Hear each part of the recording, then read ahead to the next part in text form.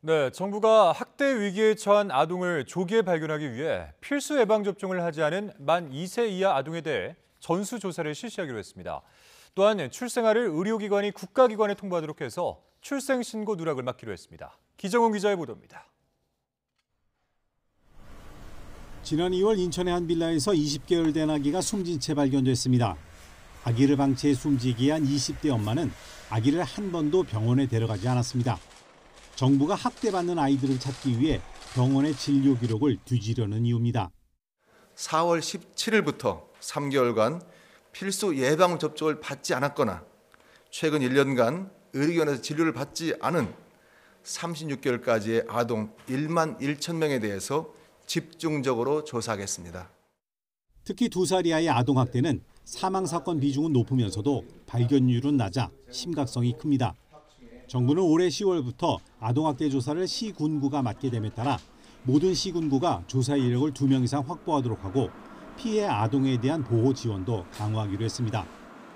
무엇보다 사회 전반적인 관심과 참여가 중요한 만큼 지역 주민들로 구성된 좋은 이웃들 등을 통한 아동학대 신고도 활성화할 방침입니다.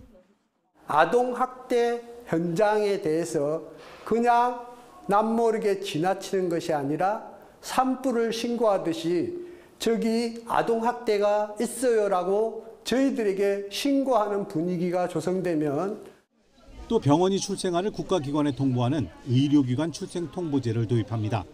출생신고가 안 돼 주민번호조차 없는 이른바 유령아이가 생기는 것을 막기 위해서입니다. 미등록 이주 아동 등 국내에서 태어난 모든 외국인 아동에게 출생등록번호를 부여하는 방안도 추진합니다. 아동을 위한 건강, 의료 서비스도 대폭 늘립니다. 우려되는 건 실현 가능성입니다.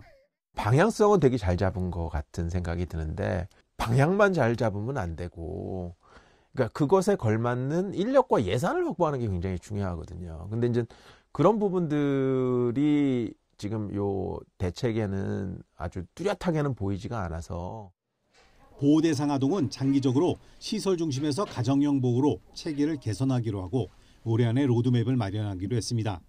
정부는 또 아동의 권리와 국가 사회 책임을 명시하는 아동기본법의 제정과 헤이그 국제아동 입양협약 비준도 추진하기로 했습니다. YTN 기정훈입니다.